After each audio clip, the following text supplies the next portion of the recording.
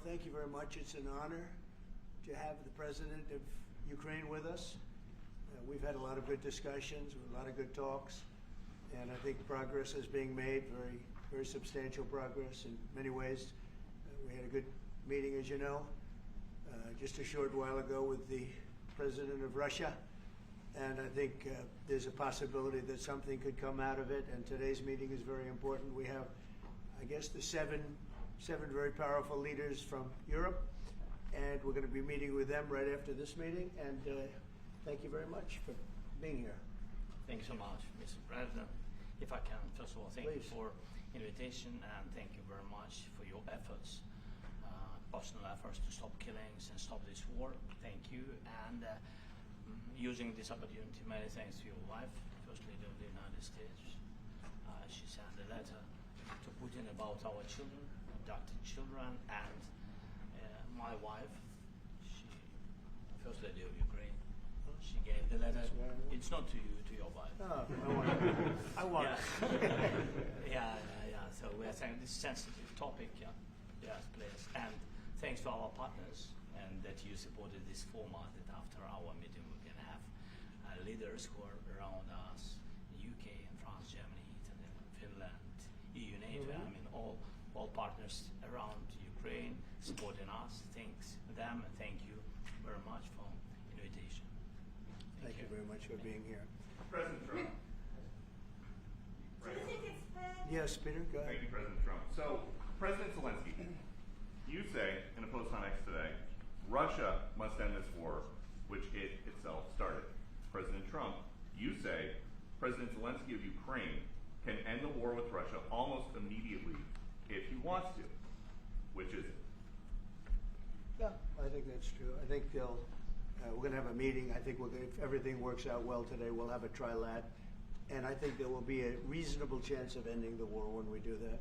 And is this the end of the road for American support for Ukraine? Is today's meeting deal or no deal? I can never say that. It's never the end of the road. People are being killed, and we want to stop that. So I would not say it's the end of the road. No, I think we have a good chance of doing it. It's been almost 4 years now that a lot of people were killed last week. A lot of people last week. I mean, millions of people killed, but a lot of people last week for whatever reason. A big number, a lot of soldiers, on both sides. And I know the president, I know myself, and I believe Vladimir Putin wants to see it ended. And as you met with Putin on Friday, today you've got President Zelensky here. As you listen to Russia and Ukraine, which side has the better cards? Right Well, I don't want to say that. I'm just here to be. Look, this isn't my war. This is Joe Biden's war. He's the one that had a lot to do with this happening, and we want to get it ended. And we want it to end good for everybody. We want it to end good. The people of Ukraine have suffered incredibly. President Zelensky, are you prepared to keep sending Ukrainian troops to their deaths for another couple years, or are you going to agree to redraw the maps? Thank you for your question. So, first of all, we live under each day attacks. You know that today have been a lot of attacks and a lot of wounded people, and the child was dead, small one year and a half. So we need to stop this war, to stop Russia, and we need support, American and European partners, and we will do our best for this. So, and I think we show that we are strong people, and we supported the idea of the United States, of personally of President Trump, to stop this war, to make a diplomatic way of finishing this war, and we are ready for trilateral, as President said. This is a good signal about trilateral. I think this is very good. Thank you. Mr. President,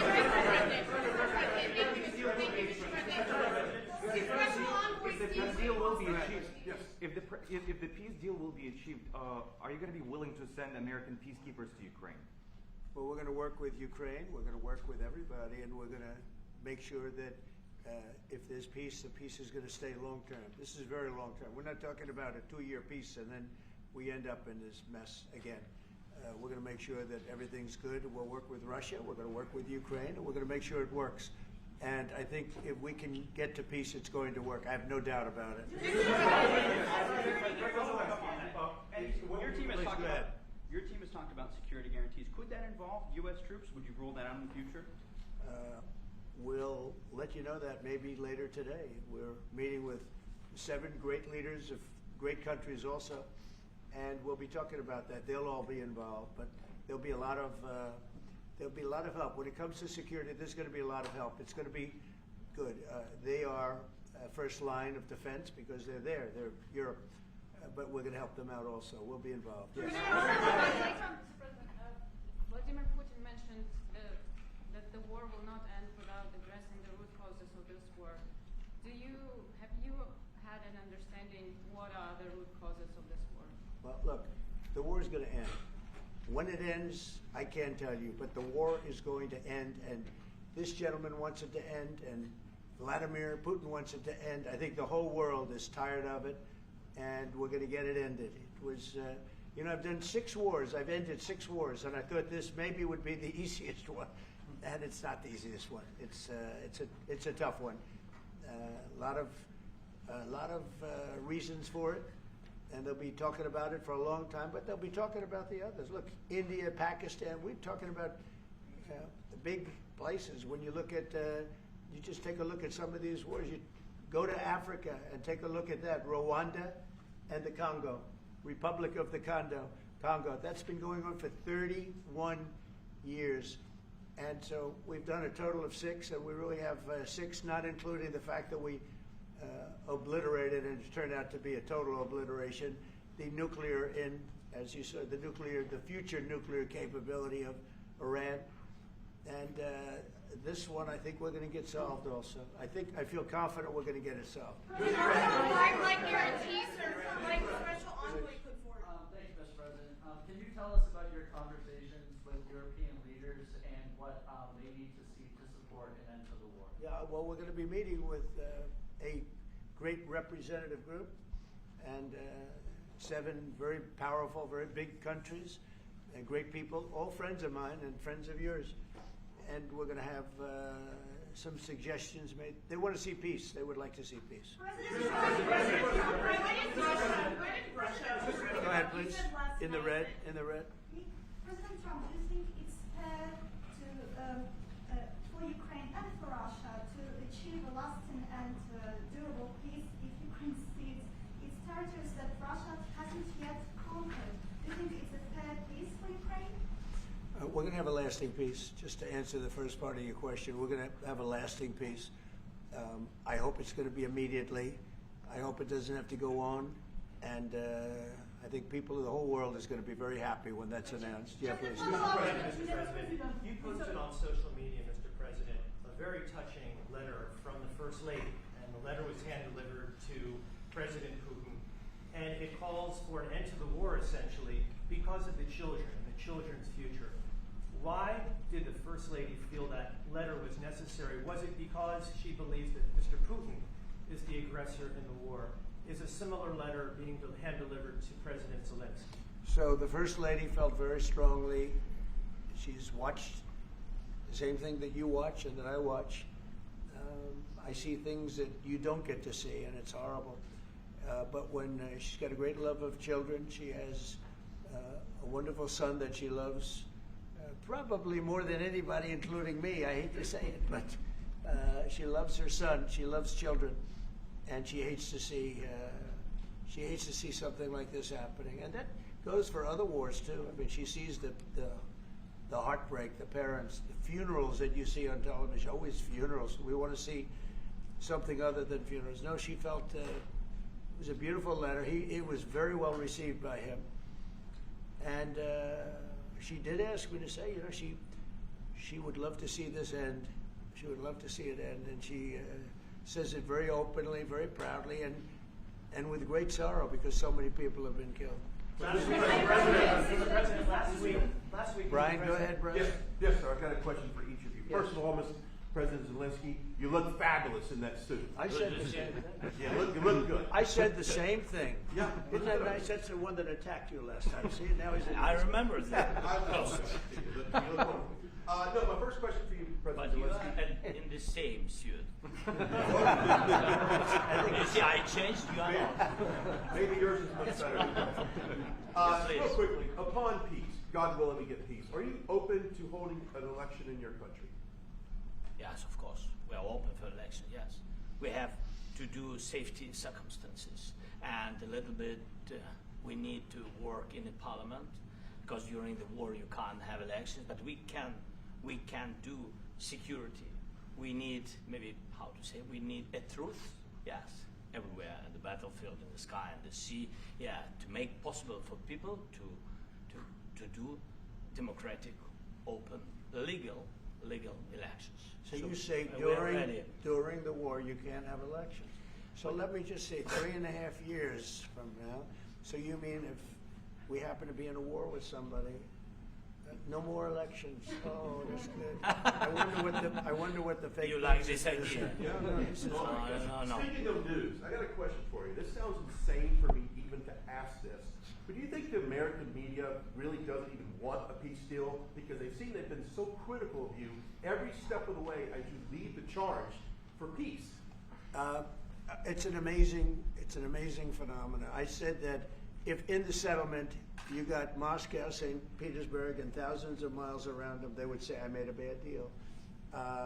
The level of hatred and animosity is incredible. Not with all. I mean, we have great people up here. We also have terrible people up there that I think are told what to say. But, you know, in solving all of these wars, they don't even write about it. You know, I saw major wars. I saw wars that have been going on for 31, 35, and 37, and a couple of quicker ones.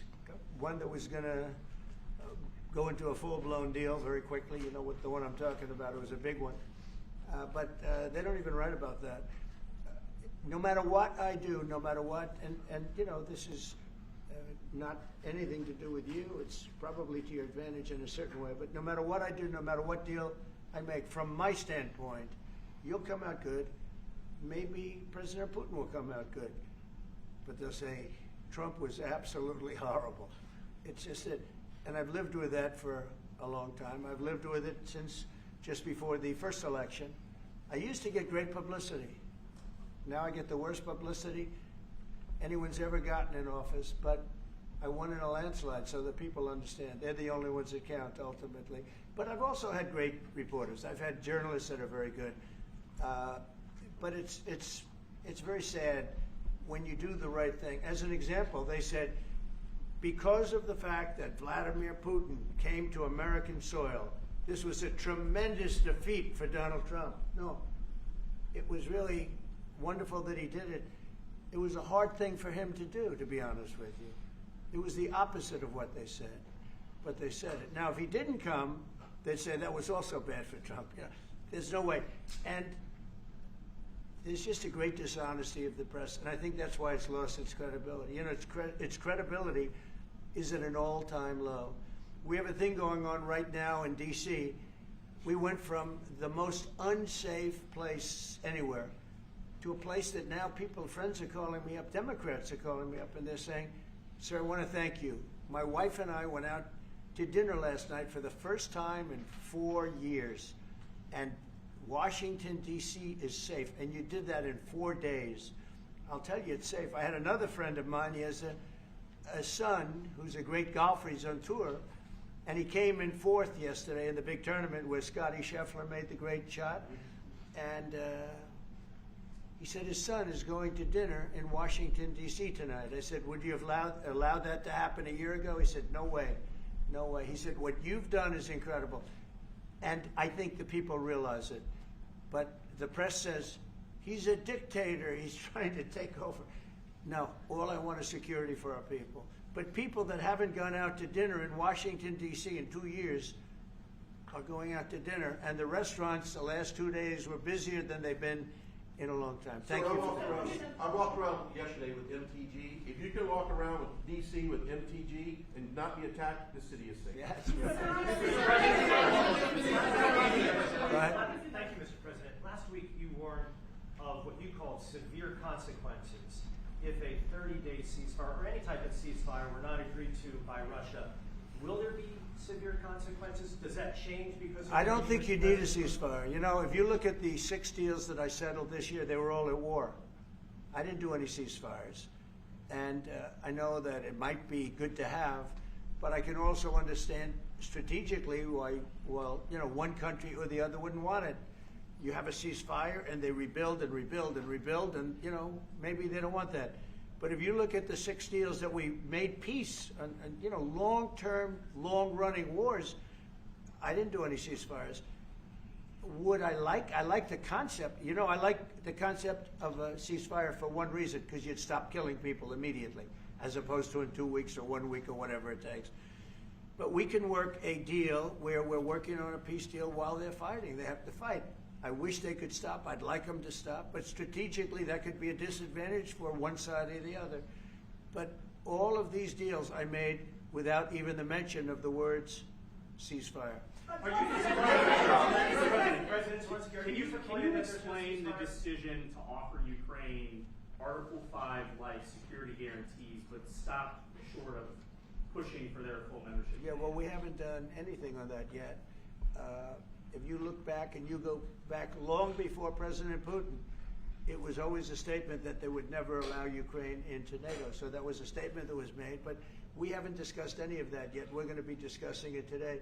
But we will give them very good protection, very good security. That's part of it. And the people that are waiting for us, I think they're very like-minded. They want to help out also. Thank you, President Trump. The United States has already given hundreds of billions of dollars to this war effort in Ukraine. Biden. At best, it is a stalemate, and the killing continues. So, President Trump, how much more is the United States willing to give Ukraine? And President Zelensky, how much more do you want? Well, I'll start off just by saying we're not giving anything now. We're selling weapons. This is something before, I guess the number is well over $300 billion. That was under Joe Biden, a corrupt politician, not a smart man, never was. By the way, go back 40 years. He was not a smart man 40 years ago either. But now he's in particular bad.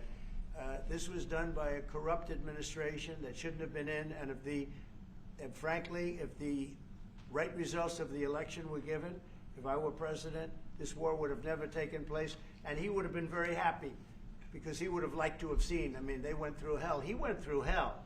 This war would have never happened, and the people that were killed, a couple of million people, a lot of people with soldiers and everything else, and the people that have been displaced and forced into other areas and other countries because of what's happened, none of that would have happened.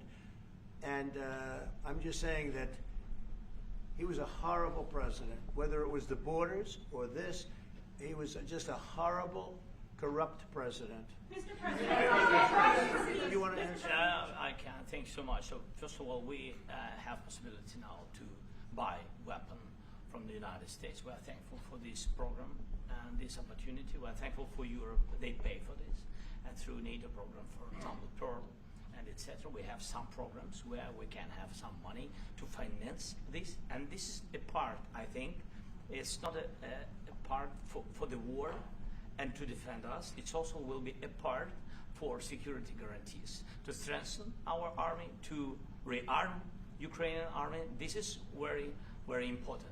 And it depends how much money we need to rearm. For example, the question of air defense, we spoke about it with President Trump, and I'm happy that we have now bilateral decisions and we work on it with production, American production. Nobody in Europe has so many air defense like Patriots, for example. We need it very much, and this is also about defending.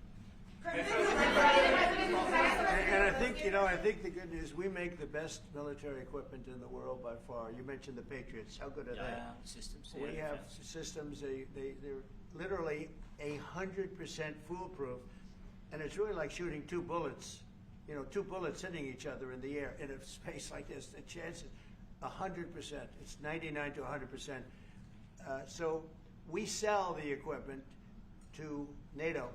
And NATO does what, I don't know what the arrangement is that you have with, but I know that they want you to have the equipment. And we're getting the best equipment in the world, but they pay us for the equipment. Under Biden, it was just crazy what was going on.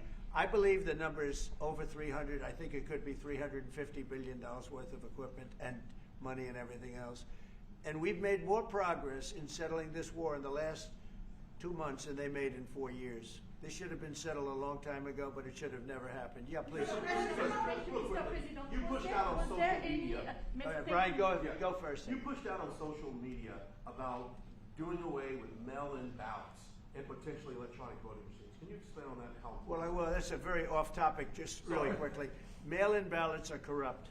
Mail-in ballots, you can never have a real democracy with mail-in ballots. And we, as a Republican Party, are going to do everything possible that we get rid of mail-in ballots. We're going to start with an executive order that's being written right now by the best lawyers in the country to end mail-in ballots because they're corrupt. And you know that we're the only country in the world, I believe, I may be wrong, but just about the only country in the world that uses them because of what's happened. Massive fraud all over the place. The other thing we want change are the machines. For all of the money they spend, it's approximately 10 times more expensive than paper ballots. And paper ballots are very sophisticated with the watermark paper and everything else. We would get secure elections. We'd get much faster results. The machines, I mean, they say we're going to have the results in 2 weeks. With paper ballots, you have the results that night. Most people, but most people, many countries use paper ballots. It's the most secure form. So between paper ballots, very, very important, paper ballots, and I think maybe even more important, the mail-in voting. We're going to end mail-in voting. It's a fraud. If you have mail-in vote, even Jimmy Carter with this commission, they set it up. He said the one thing about mail-in voting, you will never have an honest election if you have mail-in. And it's time that the Republicans get tough and stop it because the Democrats want it. It's the only way they can get elected. Because with men and women's sports and with transgender for everybody and open borders and all of the horrible things, and now the new thing is they love crime. They're fighting me on the fact that I've made Washington, D.C. safe. We're not going to get mugged, beaten up, or killed like all the people you've been watching get so badly hurt. I'm glad, I hate to take your time on this, but I'm glad you asked me that question. We're going to stop mail-in ballots because it's corrupt. You know, when you go to a voting booth and you do it the right way and you go to a state that runs it properly, you go in, they even ask me. They asked me for my license plate, for identity. I said, I don't know if I have it. He said, sir, you have to have it. I was very impressed, actually. But it's very hard to cheat with mail-in voting. As you know what happens in California, it's so corrupt, where some people get 5, 6, 7 ballots delivered to them. Now, we got to stop mail-in voting, and the Republicans have to lead the charge. The Democrats want it because they have horrible policy. If you have mail-in voting, you're not going to have many Democrats get elected. That's bigger than anything having to do with redistricting, believe me. And the Republicans have to get smart. We're not going to have a country. I said for a long time at rallies, you need borders and you need free and fair elections. Those two things, otherwise you don't have. We have strong borders now. In 90 days, Mr. President, we didn't have 0, 0, and 3 months. Not one person came in illegally into our country. In fact, even I find that hard to believe, but it's run by a little bit of a liberal group that put out the numbers, so I guess it's, but 0, 0, and 0. You go back a year ago, 2 years ago, 3 millions of people poured into our country. It was terrible. Thank you very much. Guarantees do you need from President Trump to be able to make a deal? Is it American troops, intelligence, equipment? What is it? Everything. Really, it includes 2 parts. First, strong Ukrainian army. That's what I began to discuss with your colleagues. And it's a lot about weapon and people and training missions and intelligence. And second, we will discuss with our partners. It depends on the big countries, on the United States, on a lot of our friends. And Mr. President, are you willing to commit American troops to that NATO-like protection in order to get President Zelensky to a deal today? Well, I don't know if you define it that way, but NATO-like, I mean, we have people waiting in another room right now. They're all here from Europe, biggest people in Europe, and they want to give protection. They feel very strongly about it, and we'll help them out with that. I think it's very important. I think it's very important to get the deal done. You've been involved with the peacekeeping in Ukraine since your first day in the administration. What would you say to people right now who are suffering under the Russian attacks and hoping that the American people will stand with them? Well, I know Ukrainian people. I've known many over the years. They're great people. They're smart. They're energetic. They love their country. I mean, they love their country, and we want to get this war ended. That's all I can do. I love the Ukrainian people, but I love all people. I love the Russian people. I love them all. I want to get the war stopped. Very important. Mr. President, was there any aspect of your discussion with Vladimir Putin that left you disappointed? Look, we just spoke to, I was just telling the president, I just spoke to President Putin indirectly, and we're going to have a phone call right after these meetings today. And we may or may not have a trilat. If we don't have a trilat, then the fighting continues. And if we do, we have a good chance. I think if we have a trilat, there's a good chance of maybe ending it. But he's expecting my call when we're finished with this meeting. Thank you very much, everybody. Let's go.